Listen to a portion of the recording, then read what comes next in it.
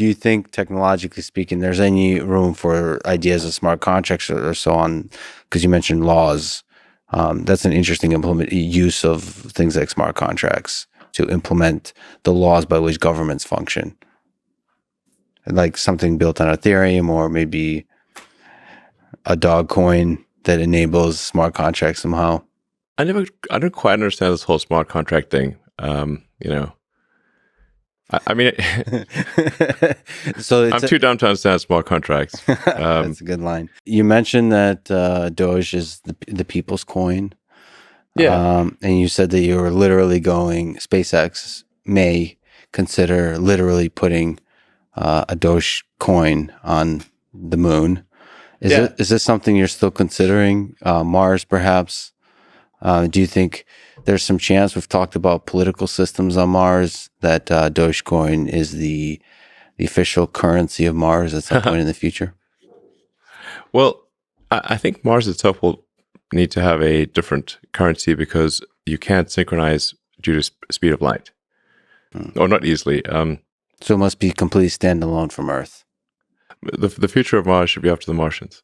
Now, there is a fundamental issue with say Bitcoin in its current form, in that the transaction volume is very limited, and the latency the latency for a properly confirmed transaction is too long, much longer than you'd like. So it's actually not great from a transaction volume standpoint or a latency standpoint. So it is perhaps useful as to solve an aspect of the money database problem, which is this sort of store of wealth or an accounting of relative obligations, I suppose.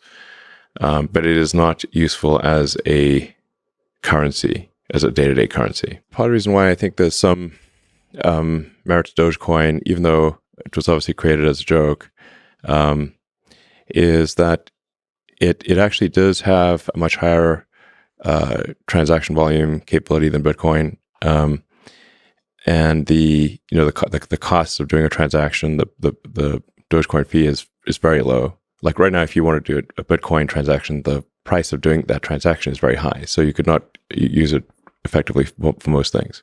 And when Bitcoin was started, I guess around 2008 or something like that, the internet connections were much worse than they are today, like order of magnitude. They're way worse, in 2008. So like having a small block size or whatever is, and a long synchronization time made sense in 2008. But to 2021 or fast forward 10 years, it's like comically low. And I think there's some value to having a linear increase in the amount of currency that is generated. So because some amount of the currency, if a currency is too deflationary, or should say if a currency is expected to increase in value over time, there's reluctance to spend it.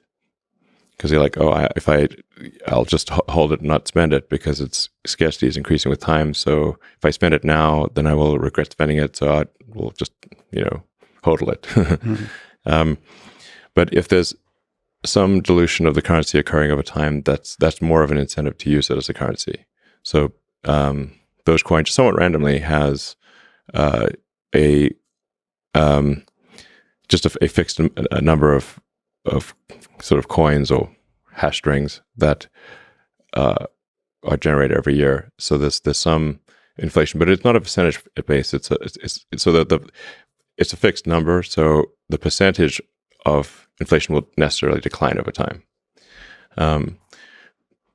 So I'm not saying that it's like the ideal system for a currency, but I think it actually is just fundamentally better than anything else I've seen, just by accident.